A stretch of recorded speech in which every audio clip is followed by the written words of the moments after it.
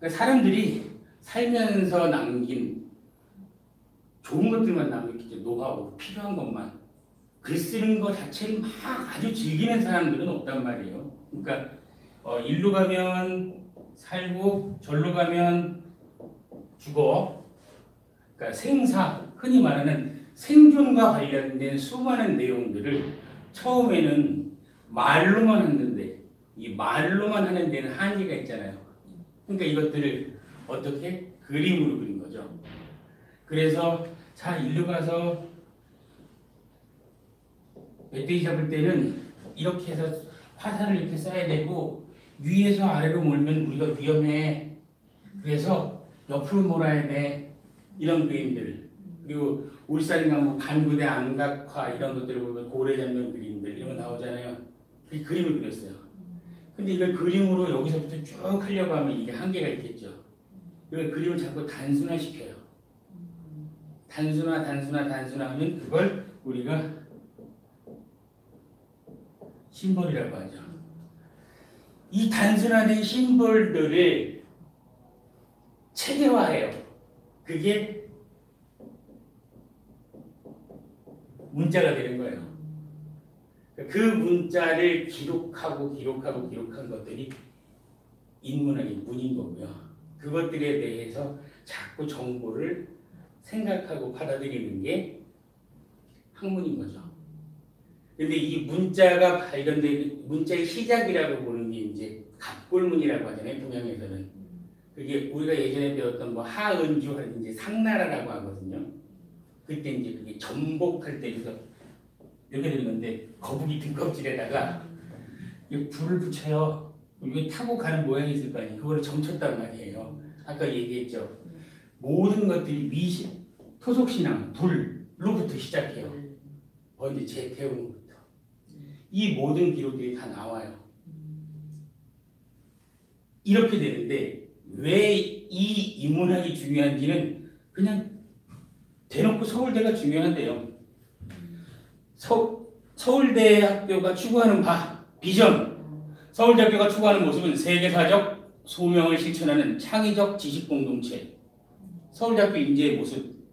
서울대학교가 바라는 인재의 모습은 학교 교육과정을 성실히 이수하고 학업 능력이 우수한 학생. 공부 잘해야 돼. 적극적이고 진취적인 태도를 보이는 학생. 적극적이고 진취적이어야 공부 잘해요. 글로벌 리더로 성장할 수 있는 자질을 지닌 학생. 결국은 언어죠. 외국어. 외국어는 단순히 영어를 할 줄 알고 일어를 할 줄 알고 중국어를 할 줄 아는 게 아니라 문화에 대한 이해를 해야 되는 거죠. 아주 간단한 이해가 애기 이름 부를 때 뭐라고 하세요? 그냥 경모가 아니면 누구한테 우리 아들이 네. 이렇게 하시죠. 네. 근데 영어로는 our son이라고 해요. my son이라고 해요. 대부분 my son이죠. my home, my car, my country 전부 다 my예요. 그래서 미국의 개인주의적인 성향이 정확하게 드러나는 거고 대한민국의 관계주의적 성향이 드러나는 거예요. 이 문화권, 언어를 통해서 그 나라의 문화가 전부 드러나는 거죠. 그러니까 커뮤니케이션을 할 때도 우리는 아버지, 어머니, 할아버지, 할머니, 그러면 그랜마, 그랜파, 맘, 데디가 있긴 하지만 어쨌든 걔네들은 존, 메리, 찰스, 마이클, 매튜 전부 다 자기들 이름 불러요. 나이가 어쨌든 간에. 그러니까 그들은 나이를 떠나서 친구가 될 수 있는데 우린 제일 먼저 하는 게 뭐냐면 5살짜리, 6살짜리도 어린이집 가거나 놀이터에서 만나면 제일 먼저 하는 게 너 몇 살이야? 그럼 내가 형 하네. 내가 누나 하네. 이거 먼저 하잖아요. 서열부터 정리하기 시작하죠. 그래서 대한민국이 직장 내에서나 그 조직 내에서 커뮤니케이션 하는 게 항상 수직적인 게 먼저다 보니까 쉽지가 않은 거예요. 그 다음 다양한 교육적, 사회적, 문화적 배경과 경험을 지닌 학생.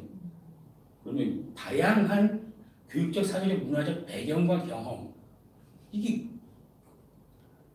그들을 통해 구성원의 다양성을 높이고 서로의 가치를 존중하는 문화가 형성되기를 바라며 사회적 약자에 대한 배려심과 공동체의 가능성을 공동체 성장 발전에 이바지하는 사람이길 바랍니다.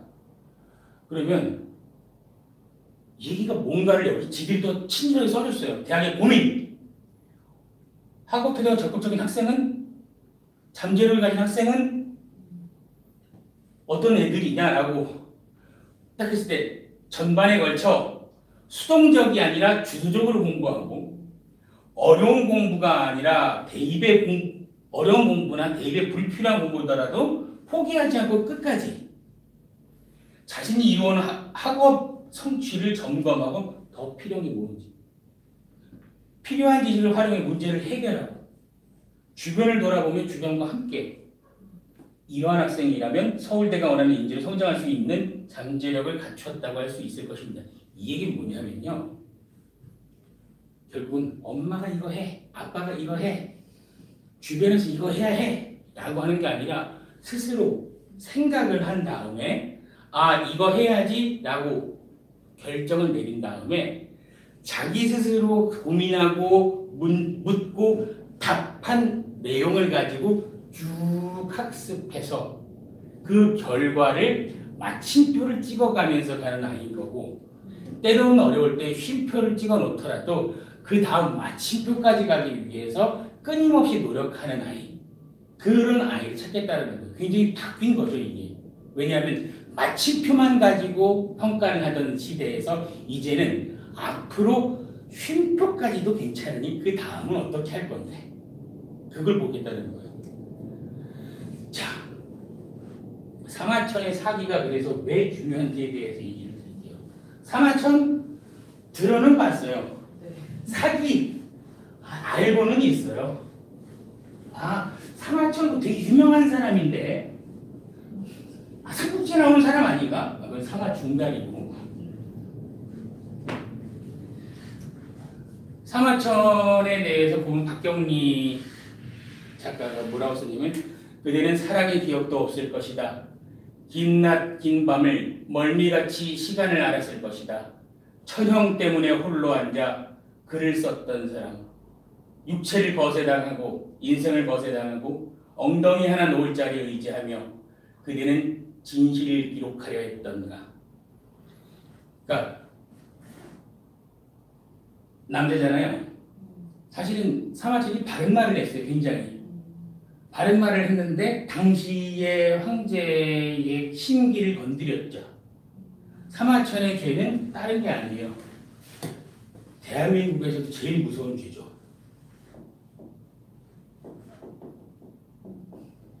세상에 제일 무서운 죄. 네. 그래서 죽을래?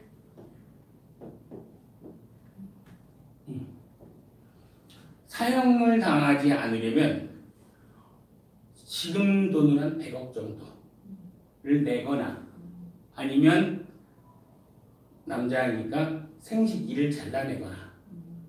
근데 어마어마하게 치욕적이죠. 근데 사마천이 그걸 선택해요. 근데 그걸 선택한 이유가 뭐냐면, 아버지인 사마담이 사마천한테 남겨요. 유언으로. 제발 내가 못다 쓴 이 역사서를, 중국 그 기원전부터 시작해서의 그 수천 년까지의 역사를 네가 꼭 완성해다오 하면서 사마천한테 그 말을 남긴단 말이에요. 근데 대대로 사마천은 역사 관련된 일들을 했단 말이에요. 그러니까 이 역사 때 이 사자 있잖아요. 이게 사실은 옛날에 이렇게 해서 천문 관측도구 있죠. 그거를 이제 형상한 거거든요. 그러니까 이런 집안인 거예요. 근데 대대로 그 일을 했다고 했단 말이죠. 그러니까 사마천은 20살부터 황제를 따라다니면서 전국을 유람을 하면서 그때부터 자료들을 모았기에 이 사기라는 책을 쓸 수가 있었던 거예요. 근데 사람들이 손가락질했어요. 왜냐하면 조선시대의 남자 평균 수명이 50이 안 됐단 말이에요. 근데 당시의 사마천이 40대 후반이에요. 그 천수를 다 누렸음에도 불구하고 굳이 살겠다라고 그렇게 했느냐. 그래서 이게 보면 그림도 좀 여기서는 좀 멋들어지게 나왔지만 실제 사마천은 대부분 이렇게 됐다라고 표현을 하죠. 그리고 옥중에서 집필을 하기 시작해요. 그리고 추록 이제 다 이제 여기서 나오고 나서는 다시 또 높은 벼슬을 해요. 그러면서 거기 책에 나와요. 그 지금 교재에 사람들이 손가락질 할 때 뭐라고 하냐면 어른들 웬만하면 이 사자성어는 다 알아요. 구일모, 예, 9마리 소에서 털 한 가닥. 굉장히 보잘것없다라는 하찮다라는 뜻이잖아요. 근데 이게 실은 어마어마하게 슬프고도 비장한 거예요. 사람들이 손가락질 할 때 주변에서 야, 굳이 치욕적으로 살아야 되겠느냐 라고 한 거죠. 그랬더니 한 말이에요. 내 목숨 딸 그까짓 거야. 응? 9마리 소에서 털럭 하나 같은 응? 이 비천한 건데 그걸 가지고 뭘 그러면서 남긴 게 사기라는 거예요. 원래는 태사공저라고 했는데 후에 사람들이 이거야말로 진정한 역사서다라고 해서 사기라고 이름을 붙여주고 사마천의 사기가 5개로 나뉘어져 있거든요. 본기, 표, 서, 열전, 세가 이렇게 해서 뭐 왕들의 이야기, 나라들의 이야기, 제후들의 이야기, 그 다음에 실제로 법들에 대한 거, 당시에 그 다음에 사람들에 대한 얘기 이게 쭉 나뉘어져 있어요. 그 중에서도 나뉘어져 있는 것 중에서 쭉. 근데 거기서 열전과 본기를 따서 기전체라고 하는 역사서의 기준을 만들어내요. 그래서 우리나라에서 교과서 열었을 때 배우죠. 삼국사기. 그래서 전부 다 사마천이 만든 연표대로 쭉 쓰고 제도대로 쓰고 나라별로 쓰고 인물대로 쓰고 그 중에 에피소드별로도 쓰고 그러니까 이 어마어마하게 재밌게 쓴 거죠. 제대로. 그래서 원래는 수염도 다 빠지고 그 내시들 보면 예전에 마마마 이렇게 되잖아요. 사마천 또한 그렇게 변했음에도 불구하고 중국 사람들이 세워놓은 동상이나 이런 걸 보면 전부 다 사마천은 기품이고 위험 있게 해놨어요. 그만큼 사마천을 높이 평가해요. 인문학 뭔지 아는 사람이 정확하게 없어요. 근데 그게 정답이에요. 정확하게 알면 안 돼요. 정해진 게 없거든요. 받아들이는 사람마다 달라야 해요. 7살짜리와 17살짜리 17살짜리 중에서도 꿈이 공학도인 사람과 문학도인 사람 그리고 27인데 직장인인 사람과 아직 공부를 하는 학생 전부 다 다른 거예요. 왜? 인문학이라는 건 스스로 생각하고 스스로 질문하고 스스로 답을 찾는데 그 답이 명쾌하게 나오는 게 아니라 끊임없이 반복되는 거예요. 꼬리 질문이 나오는 거예요. 왜? 서양에서는 뭐라고 하냐면 인문학의 질문, 인문학에 있어서 그냥 딱 크게 3개의 질문이에요. 왜 사는가? 어떻게 사는가? 살아야 하는가? 어떻게 죽을 것인가? 나는 누구인가? 그러니까 who am I? How to live? How to die? 근데 how to live? 어떻게 살 것인가와 어떻게 죽을 것인가에 대한 답은 나와 있어요. live creatively, 창의적으로 살고 die gracefully, 은혜롭게 죽어라. 왜냐면 그들은 기독교라는 그 크리스찬들이잖아요. 크리스찬 그 하나의 종교로 묶일 수가 있기 때문에 그게 가능해요. 근데 우리는 그렇지 않단 말이에요. 유불토라고 하잖아요. 그러니까 이게 한꺼번에 묶일 수가 없거든요. 그래서 그들은 그거 다 있는데 다만 나는 누구인가에 대한 질문에 대한 답이 없어요. 그럼 나는 누구인가는 내가 좋아하는 것으로 나를 판단할 것인가, 내가 행동하는 것으로 나를 판단할 것인가, 아니면 상대가 바라보는 나로 판단할 것인가. 그러니까 이건 다른 거죠. 그러니까 아이들을 바라볼 때 이게 제일 중요해요. 얘는 누구인가라고 했을 때 내 아들이지만 어린이집이나 유치원에서는 몇 반 누구, 지나가는 꼬마 다 다르단 말이에요. 전 지금 여기서 강의를 하고 있는 맛있는 스피치 교육본부장 윤상필이지만 집에 가면 허건날 술만 마시는 아들. 친구들을 만났을 때는 그냥 꼴통. 그 다음에 뭐 밥 먹으러 갔을 때에 저한테 실수를 한 누군가가 있다라고 하면 와 진상. 그리고 서울에서 일을 할 때에는 와 저 인간 장난 아니네. 독사야 무슨. 뭐 이렇게 되기도 하는 거고.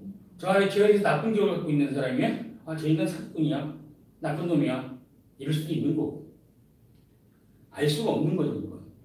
다만 상대가 누구든 간에 무슨 말을 하든 간에 저한테 하는 말, 나한테 돌아오는 말에 대해서 오해하지 않고 있는 그대로 받아들일 수 있게끔 자존감을 높일 수 있게 내 스스로가 굳세고 단단할 수 있게끔 스스로를 갖춰서 쌓아가는 것. 이게 그냥 인문학적 소양이라고 생각하시면 돼요. 자, 이 사마천의 사기를 놓고 봤을 때는 여러 가지 이제 역사 연대기가 있는데 그 중에 가장 먼저 나와야 하는 게 공자의 얘기예요. 이 군자라는 말은 공자가 써요. 그리고 이 사람을 표현할 때 군자는 공자, 대인은 맹자. 이렇게 조금 바뀌어요. 그리고 사대부란 말 아세요? 네. 아, 저 집은 사대부 집이라고. 아, 어디 사대부 집, 아녀자가 말이야. 이런 말 들어보셨잖아요. 근데 그 사대부가 무슨 뜻인지 아세요? 네. 사대부가요, 실은 유교잖아요. 조선시대에 나온 말인데, 4대. 내 위로 하나, 둘, 셋, 넷, 4대째까지 신주. 집에다 사당을 두고서 모신 집안. 그걸 뼈대 있다라고 해서 4대부 집안이라고 하는 거예요. 그만큼을 모실 정도의 그러면 여유가 있어야 사당을 짓고 제를 올릴 거 아니에요. 그러니까 아버님, 어머님 안녕히 주무셨습니까? 저 어디 다녀오겠습니다 하고 인사를 하는 게 여기가 먼저가 아니라 사당에 먼저 가서 인사를 드리고 조상들한테 그 다음에 나와서 인사하고 그거예요. 근데 그 근간이 되는 종교가 유교죠. 근데 유교 이 한자를 보면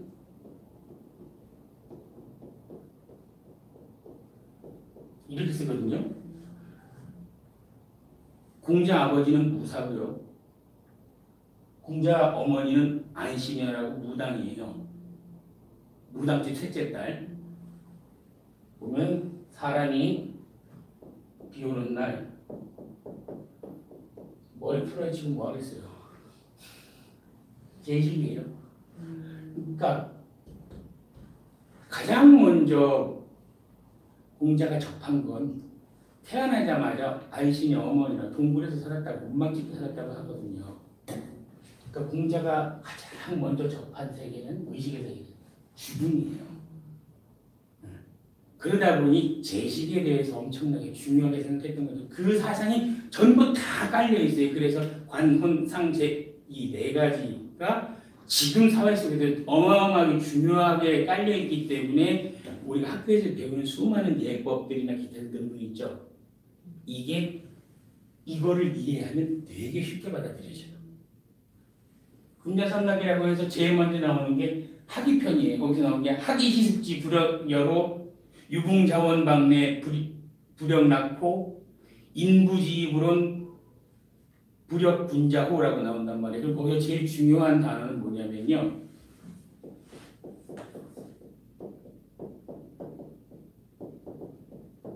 시습이에요. 때에 맞춰 익히는 거. 지금 어머니 보고 피아노 배우려고 하면 배우시겠어요? 네. 아이한테 시키시죠. 어렸을 때 배울 때 좋으셨어요? 별로 좋지는 않았어요. 네. 근데 저는 지금 피아노 가르쳐 준다고 하면 너무 배우고 싶을 것 같아요. 왜냐면 이 피아노를 치면서 노래하거나 할 수 있다는 거 너무 하고 싶거든요. 좋잖아요. 네. 근데 지금은 그때 제가 만약에 제대로 해놓았으면 그리고 그때 피아노를 배우는 게 내 의지였으면 그냥 엄마가 못 해본 거에 대한 한풀이를 하는 게 아니라.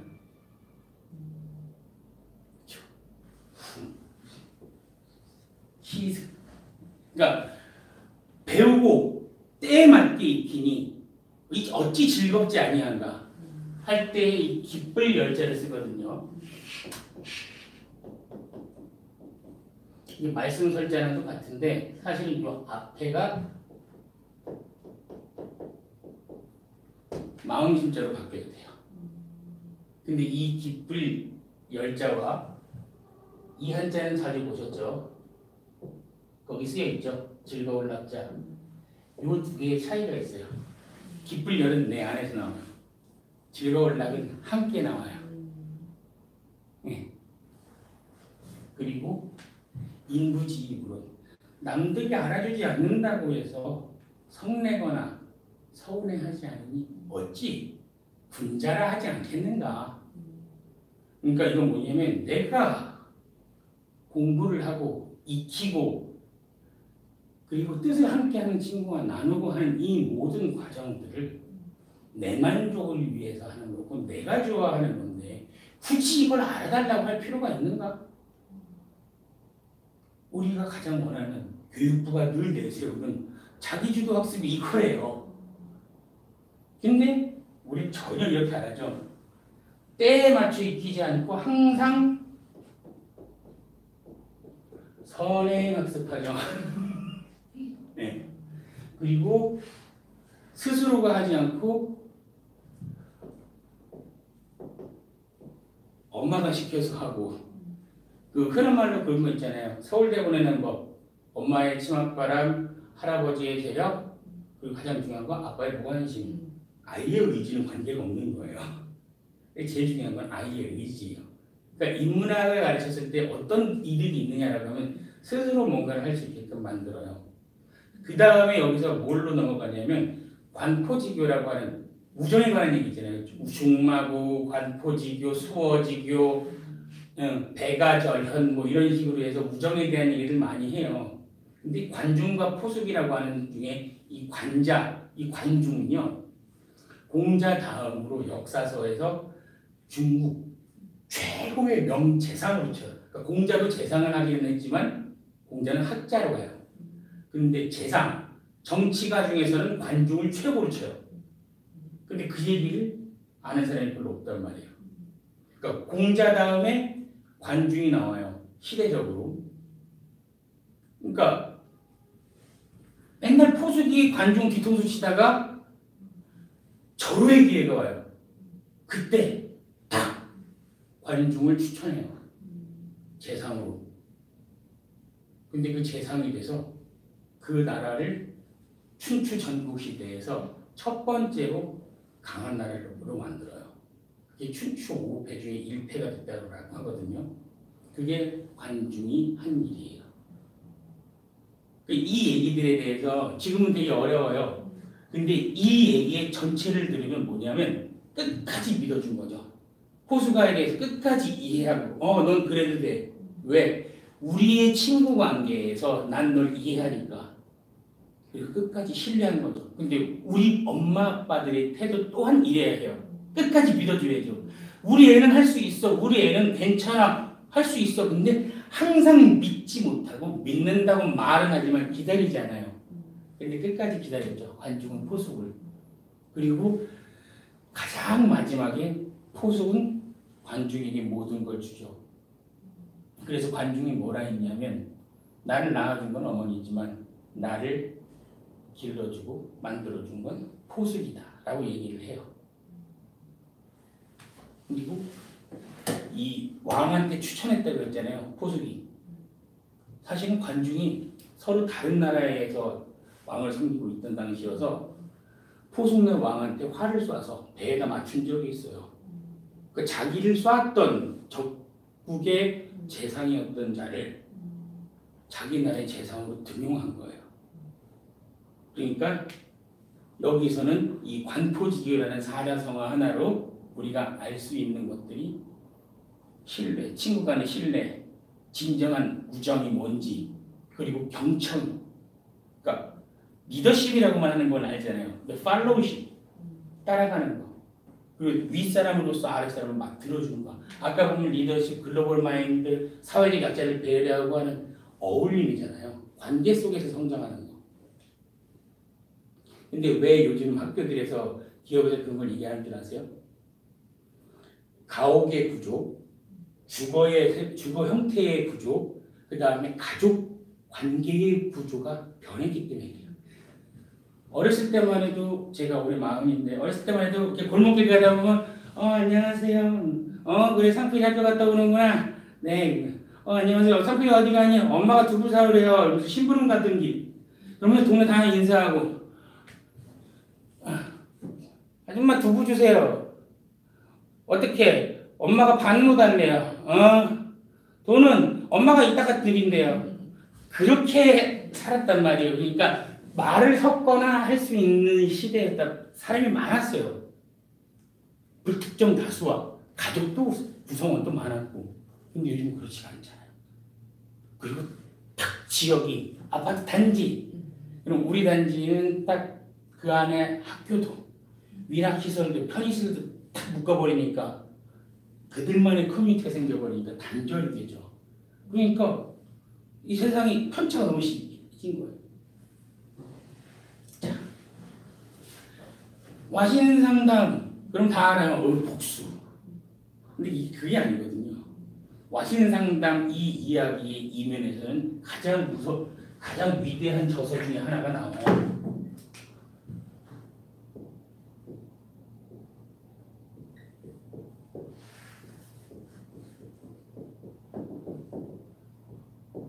손자병법.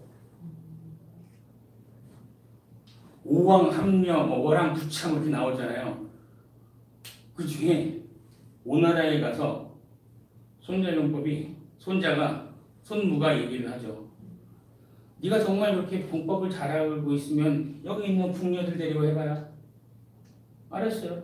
궁녀 180명을 딱. 자, 좌우로 정렬. 술 먹다가 궁녀들 180명이 뭐하고 있었겠어요? 걔네들이 공부하고 있었겠어요? 까르르 이러고 있었던 거죠. 자, 지금부터 너를 기준으로 이쪽은 청, 이쪽은 홍 나눠. 까르르. 너희들이 말을 듣지 않는구나. 앞으로 나와라. 근데 센터에 가장 앞에 있다라고 하면 아마도 왕이 제일 예뻐하는 애들이겠죠.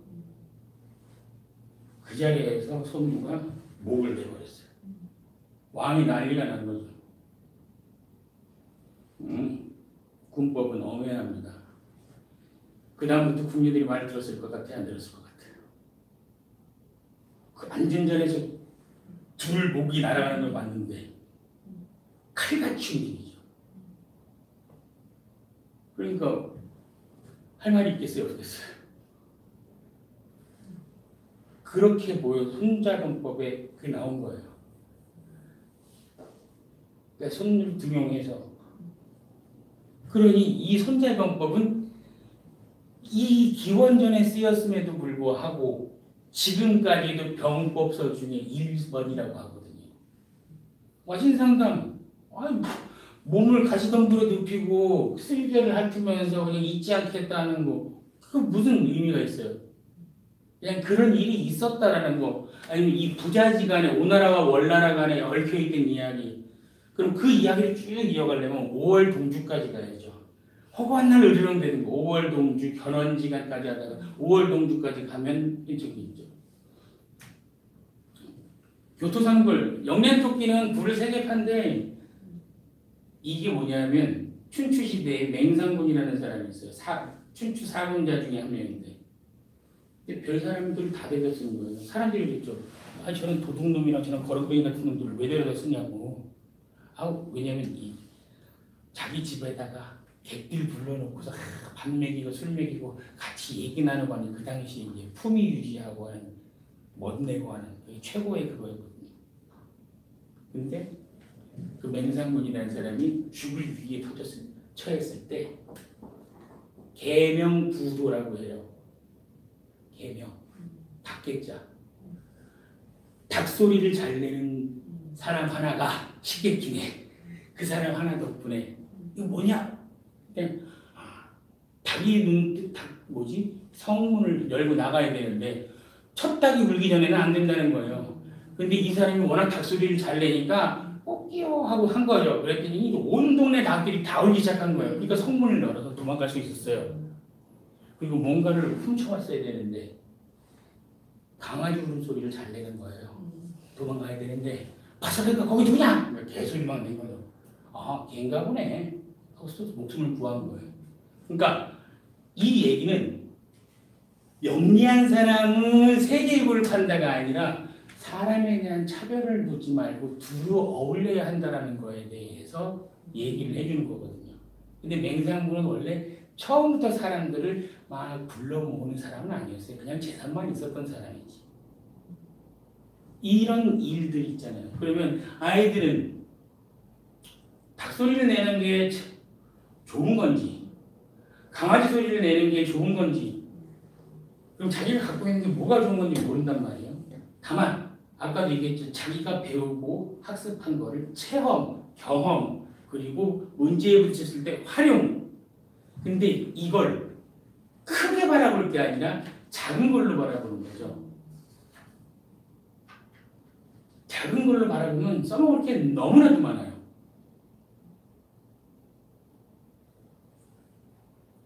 그러니까 여기서 이 교토상굴이라는 얘기를 가지고 받아들일 수 있는 건 사람을 알아보는 안목도 중요하겠지만 그 안목을 떠나서 차별 없이 똑같이 대우할 수 있는 편견 없이 대할 수 있는 것 그것 또한 역시 자존감 스스로가 당당해야 돼요. 내 기분 나쁘면 괜히 상대방이 아무 의미 없이 한 말인데 뭐? 이렇게 되잖아요. 그 얘기예요. 만리장성 우리나라에 되게 많은 중집이죠. 근데 이 만리장성은 진시황이 쌓은 업적 중에 굉장히 크게 보잖아요. 근데 진시황이 만리장성을 짓지 않았으면 진나라는 조금 더 오래 갔을 거예요. 진나라가 몇 년 만에 망했는지 아세요? 15년 만에 망했어요. 그것도 진시황이 죽고서 몇 년 사이에 만리장성을 짓고요. 아방궁을 짓고요. 이 모든 과정 전에 뭐가 있냐면 진나라는요. 아주 위대하죠. 왜냐하면 지금 영어로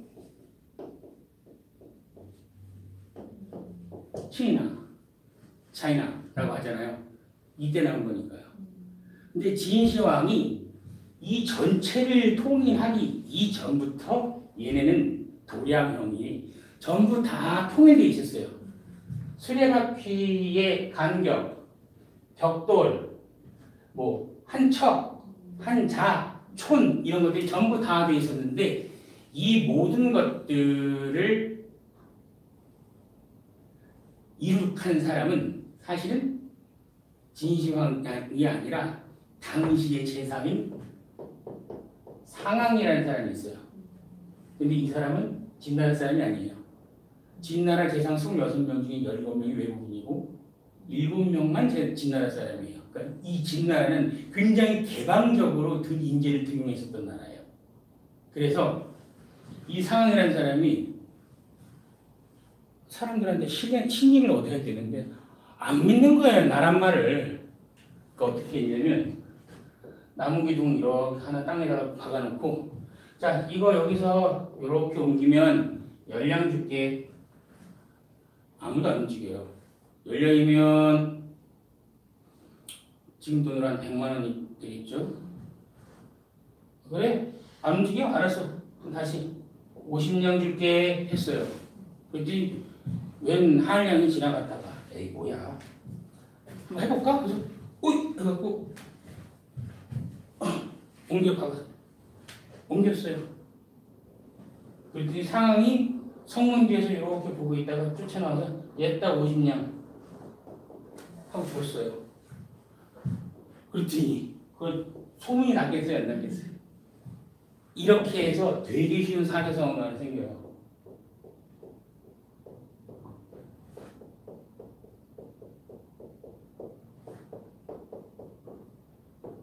인목득신.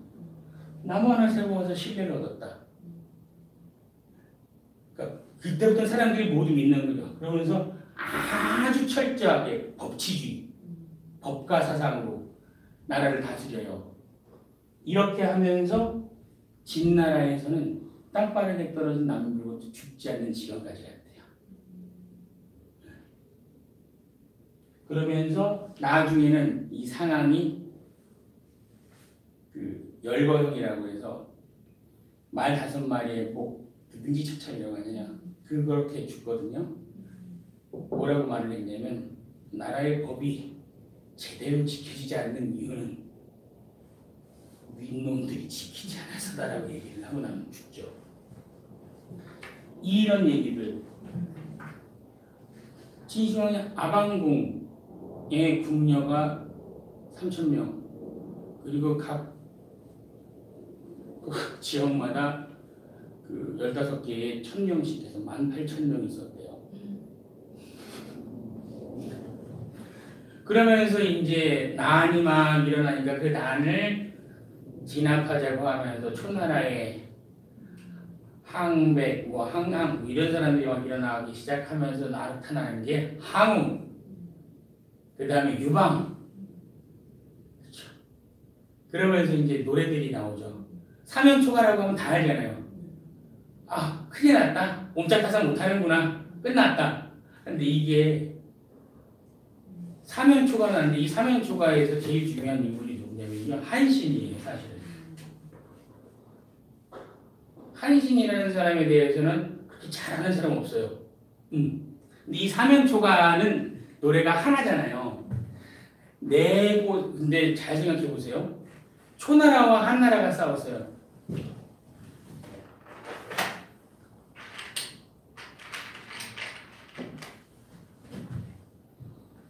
초한지전, 초한쟁이 할 때 초나라와 한나라가 싸웠어요. 근데 이 초나라의 노래를 한나라 병사들이 부른단 말이에요. 근데 한나라 병사들이 초나라의 노래를 완벽하게 알 수 있을까요? 없을까요? 몰라야 정상이에요. 근데 여기서 한나라 사람들이 한나라 병사가 초나라 노래를 부를 수 있었다라는 건 한나라의 유방, 한신은 전투에서 승리할 때에 병사들을 죽이지 않고 그 사람들을 포섭해서 포용해서 안고 갔다는 얘기예요. 근데 초나라의 항우는 전부 수만 명씩 전부 전멸시키면서 갔거든요. 그러니 이쪽에 있는 사람들이 초나라의 노래를 알 수밖에 없죠. 상당수의 초나라 사람들이 있습니다. 그러니까 이 사람들이 울면서 집이 생각나고 하니까 전의를 상실하죠. 그러면서 겨우 그걸 뚫고 항우가 강 앞에서 이 강만 건너면 어찌 목숨을 건질 것 같은데 다 그때 이제 한탄하면서 부르는 노래가 그거죠. 역발상기계에서 그러니까 힘은 한 태산을 뽑고도 남는데 응? 이 말도 고삐를 지어도 더 이상 나가지 않는구나. 하늘이 날 이렇게 망하려고 하니 내가 어찌할 도리가 있겠는가. 그러면서 이제 사랑한 여인이 우이죠. 우여 하면서 그게 이제 헤아라예요. 그리고 우가 자결을 먼저 하죠. 이 둘의 이별 이야기가 너무 슬퍼요. 그래서 이걸 드라마로 만들었어요. 그게 표왕별. 그리고 항우가 이걸 전부 다 정리하고 나서 유방을 정리하고 나서 한 고조가 연희에서 딱 부른 노래가 백풍가. 큰 바람이 일고 쫙 하면서 비가 내리고 자신이 했다고. 슬프죠. 신세 한탄가. 근데 보면 여기서 누구의 리더십이냐 어떤 사람이냐에 따라서 그러니까 유방은 본인은 한 개도 뭐 할 줄 모르는데 다 남들이 시켜서 했고 항우는 다 나달라고 이런 식이에요. 토사구팽 교환한 토끼를 잡고 나면 사냥개를 삶는다. 쓸모가 없어지면 삶는 게 아니에요. 사냥개는 토끼를 잡는 것까지만 하면 되는데 토끼도 달라 그러니까 삶는 거예요. 이게 회음 후 열전이라는 그 사기 열전에서 한신에 대한 얘기가 나와요. 근데 그 중국 역사상 장수 중에서는 한신이 손가락에 꼽혀요. 아까 사명초가라는 그 작전을 짠 것도 한신이에요. 그리고 회음 후라고 하잖아요. 회음현의 왕으로 돼요. 근데 거기 보면 한자 사자성어들이 국사무쌍이라고도 나오고 표모반신이라고도 나오고 일반천금이라는 것도 나와요. 한량이에요. 맨날 동네에서 그냥 건들건들 이러고 다녔단 말이에요. 근데 동네 건달들이 자기도 힘 좀 쓴다고 시비 걸러 온 거죠. 야, 너 좀 한대매. 나랑 싸우든가 아니면 내 가랑이 밑으로 지나가라 라고 했단 말이에요. 근데 한신이 아이 뭐 미안합니다 이러면서 가랑이 밑으로 지나가요. 그걸 과하지옥이라고 해요. 가랑이 밑으로 지나가서 치욕스럽게. 그리고 또 그냥 아무렇지 않게 잘 밥도 먹고 잘 살아요. 이쪽 가서 돈가시 서가서 하면서 막 살아요. 그러다가 빨래터에 가고 배고프니까 이제 물 먹고 있는데 빨래하던 아줌마가 밥을 줘요. 불쌍하니까. 근데 한 번만 얻어먹는 게 아니라 계속 얻어먹어요. 뻔뻔하게 맛있네요. 그러면서. 그랬더니 그 아줌마가 야 너는 젊은 놈이 신수도 원하고 책도 건장한데 그렇게 낭비하고 있니? 그 말을 딱 듣고 한신이 화를 내는 게 아니라 변해요. 그래 이제 세상으로 나아가자고 나가요. 그러니까 이게 표모 빨래하는 아줌마 밥반자 신 한신에게 밥을 줬다. 이게 표모 반신이에요. 처음에 은혜를 입었다는 뜻이죠. 그리고선 회음 후 열전 회음의 제후가 돼서 돌아온단 말이에요. 그래서 그 빨래터 아주머니한테 천냥을 준 거죠. 그 천냥을. 그래서 일반 한 그릇의 밥이 천냥이 됐다. 천금이 됐다. 일반 천금 100%라 어떻게 될지 모른다라는 뜻으로 점점 시대가 바뀌면서 변했죠. 그리고서 그 건달 있잖아요. 가랑이 밑으로 지나가라고 했던 얼마나 무섭겠어요. 지역의 왕이 돼서 돌아온다는데 딱 한신이 백냥 주면서 너 일로 와. 앞으로 잘해. 딴 사람 괴롭히지 말고 살림은 넉넉하게 해줄 테니 그거를 지키거라. 그러니까 살려준 것만도 감사한데 기회까지 인정해 준 거잖아요. 그러니 얼마나 좋겠어요. 반면교사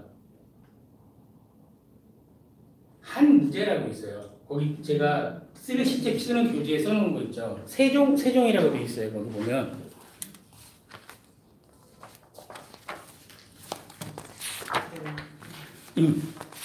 한무제 유철인데 그 한나라 7대 왕이에요. 어마어마하게 그 큰 업적들을 남겼는데 우리한테는 또 굉장히 의미가 깊은 양반이에요. 그 양반이 한무제 유철인데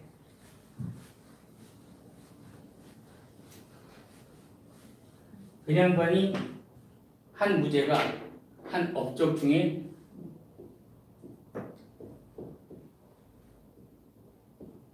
사이정벌이라고 해요. 사이정벌이라고 하는데 사이 중에 하나가 고조선이에요.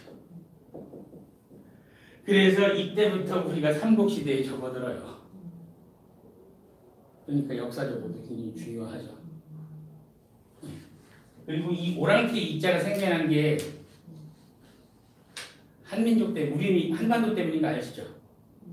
얘네들 뭔 조그만 놈들이 화를 그렇게 큰 걸 쓰는데 그래서 동의 할 때 이걸 쓴 거거든요. 그러면서 제자백가라고 했잖아요. 뭐 묵자의 묵가, 노자와 장자의 도가, 그 다음에 순자의 법가, 유가 막 다 있잖아요. 근데 이것들이 한비의 법가. 그러니까 순자의 육아에서 나와서 한비자가 법가를 펼치는데 이 쭉 나오는 이 제자백가들을 싹 다 없애버리고 동중서라는 사람이랑 같이 해서 그때부터 중국에서 철저하게 유교를 내세우기 시작해요. 그러니까 유교를 내세워서 시작하니까 근데 이 사람이 나중에는 너무 욕심을 부려서 나라가 힘들어져요. 국민들이 힘들어지고 백성들이. 그러니까 세종이 딱 즉위를 하면서 나는 한무제처럼 하지 말아야지 한단 말이에요. 근데 한무제의 시호가 세종이에요. 우리가 알고 있는 세종대왕의 세종은 묘호예요. 묘에 붙이는 이름. 능 이름은 영능이고 그리고 시호라고 죽은 다음에 붙이는 이름은 한 13자 돼요. 되게 길어요. 예. 그러니까 다른 거죠. 그러니까 세종대왕은 자기가 세종대왕인 걸 몰라요. 사람들이 후대에 부르는지 모른단 말이에요. 예. 그걸 보고서 난 해야지 하면서 펼친 정치예요. 그리고 한무제가 내세운 유교 있잖아요. 그 유교를 기반으로 명나라가 있잖아요. 명대의 조선이 건국이 되잖아요. 조선이 불교를 누르고 유교를 기반으로 나라를 세우잖아요. 그 유교의 핵심과 뿌리를 내린 때가 세종대란 말이에요. 그러니까 이 모든 대한민국의 지금 현재를 만든 게 전부 다 한무제부터 시작해서 이어져요. 근데 그때 세종이 훈민정음을 창제하고 나서 순수 우리말 이 한글로 쓴 소설 글 3개가 출판한 책 3개가 첫째가 용비어천가 두 번째가 석고상절 세 번째가 월임천강기록. 근데 용비어천가는요 육룡이 나르샤 어쩌고저쩌고 아니면 뭐 뿌리 깊은 나무 발람에 아니면서 이렇게 나오잖아요. 그건 뭐냐면 자기부터 아버지 이방원 그 위에 이성계 그 위에 이자춘선 자기부터 쭉 6대조까지 해서 육룡이 나르샤거든요. 자기 족보예요. 자기네 왕조의 정당성을 만들기 위해서.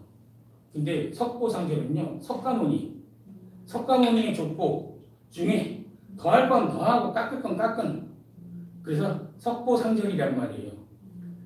이상하지 않아요? 억불수의 정책이라고 하는데 왜 그걸 썼는지 그걸 쓴 게 훗날 문중 그 다음에 수양이에요. 그리고 그 수양대군이랑 수양대군이랑 안평대군을 시켜서 그걸 쓴단 말이에요. 그걸 쓰는데 이 석가모니의 생애나 이런 걸 보고 나니까 너무 감동을 받은 거죠. 근데 여기에서 이제 진정한 세종의 애민정신이라고 하는 게 나오는 거예요. 왜냐하면 정권이 바뀌었잖아요. 근데 사람들의 삶은 거의 크게 다르지 않을 거잖아요. 그러니 사람들이 가장 원하는 그들은 힘들면 절에 가서 빌었단 말이야. 부처님한테. 그러니 그들이 많이 보려면 그들을 위한 책을 써야 돼. 그들이 관심 있어 할 거. 유교에 대해서 인이 어떻고 의가 어떻고 예가 어떻고 지가 어떻고 하는 이런 걸 써면 사람들이 관심 없을 거 아니에요. 그러니 석가모니의 생애에 대해서 말 그대로 관심 가질 만한 것들을 한글로 펼친 거예요. 훈민정음으로. 그 다음에 그걸 보고서 너무 감동이다라고 해서 지은 시가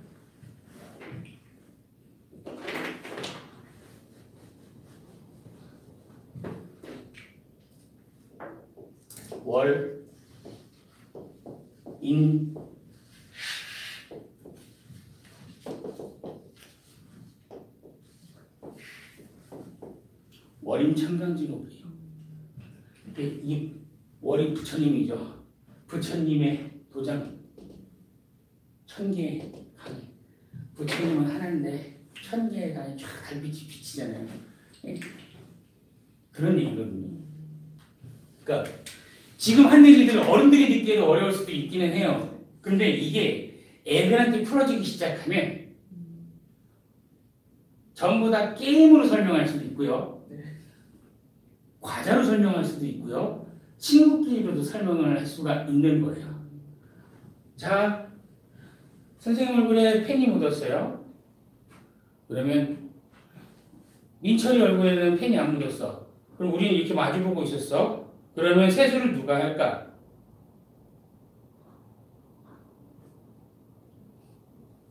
민철이가 하겠지. 왜? 내 얼굴에 펜이 묻은 것처럼 너도 묻었을까봐. 이게 반면교사거든요. 예.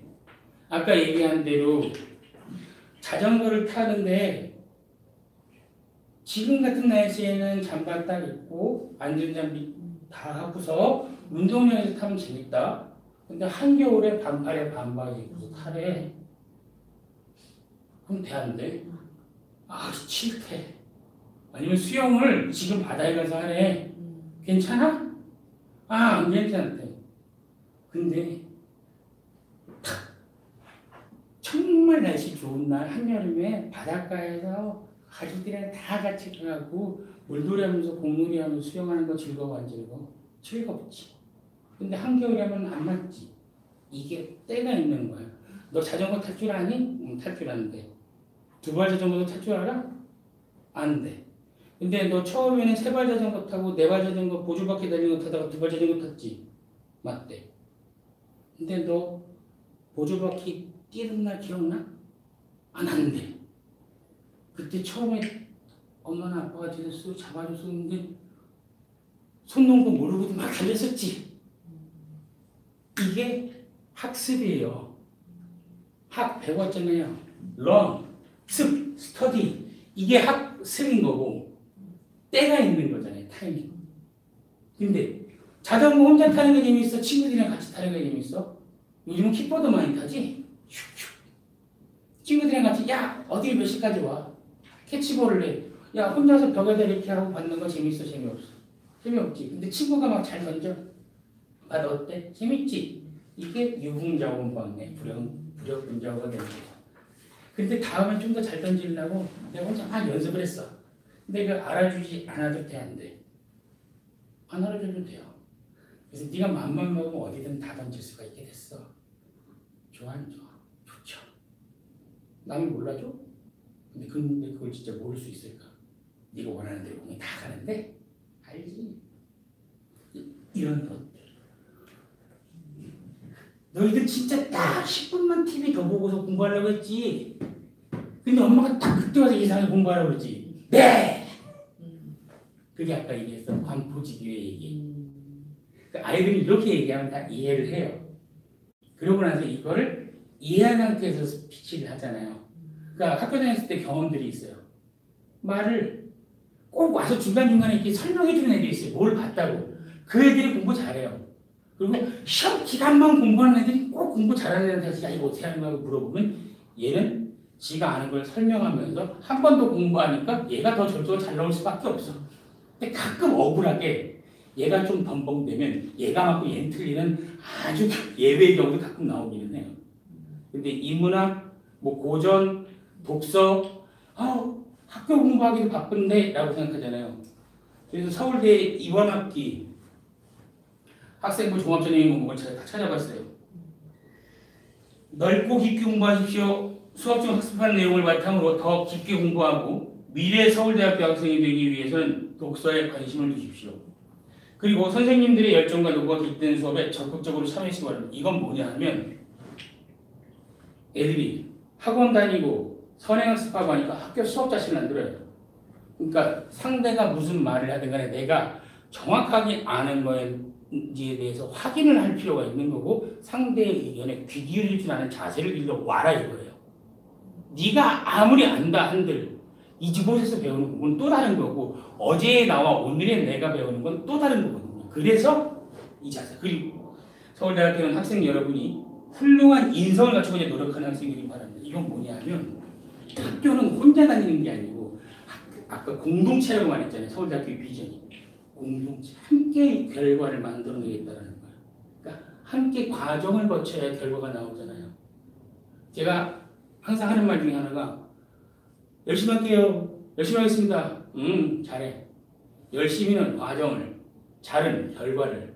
잘하는 사람은 열심히 하는 경우가 대부분이고 열심히 한다고 해서 잘하는 건 아니야. 잘하기 위해서 효율, 그리고 정확하게, 제대로라고 표현을 하죠.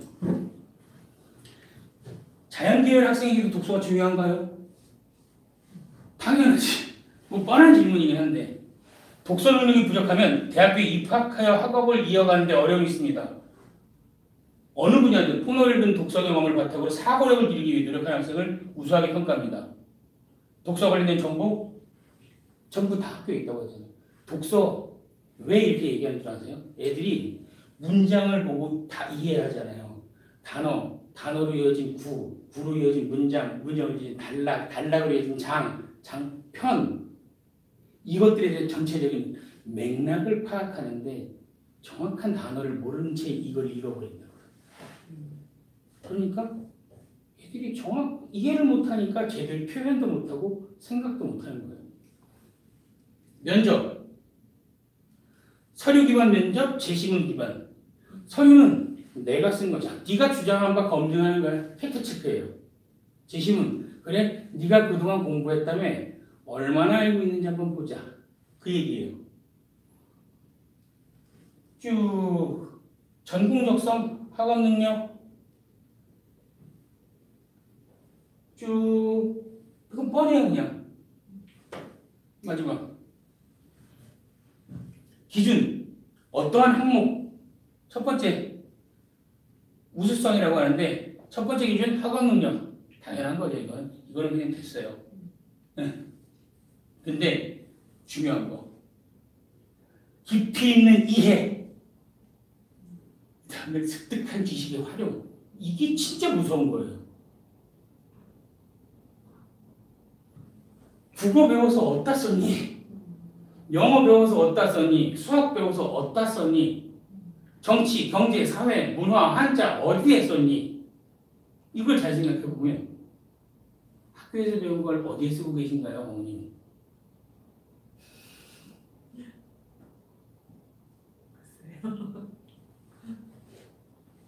의미 있는 학습 경험은 무엇이며 노력을 통해 성장한 모습은 어떠한지 자신의 성취를 점검하고 더 필요한 공부가 무엇인지 고민한 경험이 있는지 이건 스스로가 생각하고 스스로가 공부하지 않았으면 절대 답할 수가 없는 거예요. 근데 이걸 면접이라고 하잖아요. 인터뷰란 말이에요. 영어로 해서 가끔은 한자로 안 될 때에는 영어로 풀어보면 이해가 더 빨리 가서 서로 간에 말하고 마주보는 거거든요. 그러면 아이 컨택하고 말하는 건데 대한민국은 기본적으로 대한민국 이전에 조선이었단 말이에요. 그럼 조선의 마인드는 뭐냐면 어디 눈 똑바로 뜨고 그러니까 아이 컨택이 안 되는 거예요. 면접의 기본은 아이 컨택이에요. 질문할 때 상대방이 얘기할 때 눈을 봐야 되잖아요. 그런데 우리는 전부 다 아까 얘기했듯이 수직적 구조를 갖고 있으니까 눈을 보면 안 돼요. 그러니까 어색한 거예요. 그런데 지금은 전부 다 미디어를 통해서 커뮤니케이션 하다 보니까 면대면의 대화가 어색해지고 있는 거죠. 그러니까 알아도 모르는 거예요. 그리고 내가 평소에 쓰던 언어가 아니니까 내 언어가 아니라 외국어보다 더 어려운 거죠. 그렇게 되는 거예요. 그 다음 두 번째 학업 태도의 우수성. 학업의 우수성은 알겠어요. 숫자 나오니까 태도의 우수성은 우수한 학업 태도는 뭘까요? 친절해요. 열심히 공부한 이유, 적극적이고 지속적으로, 자기 주도적으로, 스스로 알고자 하는 호기심과 도전적 태도, 학교생활 전반에 적극적으로 참여. 결국 네가 알아서 했니? 학교에 뽑아놓으니까 성적 갖고 엄마들이 학교에 전화하는 거야. 학교 사무실에. 대학생인데. 그 지경까지 가니까 이건 아니다 싶으니까 이렇게까지 하는 거예요. 그러니까 이거를 집에서는 맞벌이 한다고 엄마 아빠가 못하고 맞벌이를 안 하더라도 엄마 아빠도 배워본 적 없는 교육의 형태이기 때문에 해보지 못하는 거예요. 교육부에서 대놓고 칼럼들 매일 나와요. 인문학. 근데 정작 인문학을 교육 현장에 어떻게 적용해야 되는지에 대해서는 자기들도 몰라요.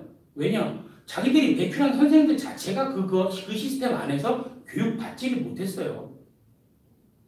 인문학이면 끊임없는 질문과 끊임없는 답, 질문과 답을 지속적으로 반복하면서 또 다른 질문, 질문하는 힘을 기르는 거거든요.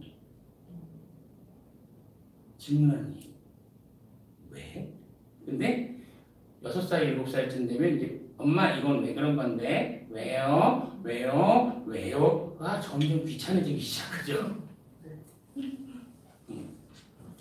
그래서 엄마랑 아빠랑 집에서 못하니까 그리고 이 책을 혼자 읽으라고 하면 애들이 절대 안 읽으니까 그리고 또 대부분 엄마랑 아빠랑 공부한다고 해서 이런 책을 읽어보세요라고 얘기를 하면 대부분 암기를 시켜요. 사마 저기 쓴 책이 뭐라 그랬어? 거기에 누가 나와? 공자님 나오지. 공자님이 쓴 책이 뭐야? 춘추. 논어는 누가 썼다고 했어? 공자 아니지. 공자님의 말들을 제자들이 여기 책이라고 했지. 전부 다 암기예요. 그러니까 영화 보고 나오는데 엄마들 물어보잖아. 응. 너 아까 중국이 뭐라고 그랬어? 이 우리나라식 교육. 근데 서구식은 영어권에서는 what do you think를 물어봐요. 너 그거 어떻게 생각하니? 무슨 느낌이었니? 이런 식으로 한단 말이지. 그러니까 저희가 맛있는 스피치라고 하는 곳, 말하는 논술, 말하는 인문 이쪽에서 저희가 주력하는 게 뭐냐 하면 논문은 좀 더 로지컬하게 구조화된 말하기를 한다라고 하면 인문은 좀 더 풀어서 논문술의 일부예요. 이거를 좀 더 쉽게 노는 건지 이게 공부하는 건지 헷갈려요. 자, 아이씨 오늘도 쌤 공부하기 싫다. 가자. 아, 그 밑에 동화마트 가갖고 먹고 싶은 거 한 개씩만 사. 샀어요. 응, 가자. 선생님 이거 다 사도 돼요. 괜찮아요. 그리고 다시 올라와요. 자 아직 먹지 말고. 그거 왜 골랐어? 좋아해? 그게 아니라 어쩌고 저쩌고 얘기를 하잖아요. 그래. 그럼 오늘은 그걸로 스피치 하는 거야. 제 표현은 이제 낚는다고 표현하는 거죠. 그런 식의 일상에서 보고 그 오감으로 느끼는 모든 것들 있잖아요. 공감각으로 오는 것들. 그것들을 내가 말로 표현할 수 있다는 것에 대해서 인지만 하면 그다음부터 말에 대해 두려움은 말은 뱉고 나면 되는 거거든요. 뱉는 것부터. 오늘 준비한 얘기는 여기까지고요. 원래는 좀 더 깊이 있게 막 좀 여유 있게 질문도 해가면서 할 수 있었는데 죄송합니다. 아니 어려운 것 같아요. 아니 어려운 게 아니라 이거 자체를 원래 이게 네. 지금 한 게 원래 하려고 했던 것보다 좀 더 어렵게 했어요. 처음에 말 몇 마디 던져보면 어느 정도시구나라는 걸 알거든요. 그래서 이 정도 알아들으시는구나 해서 이제 한 거예요.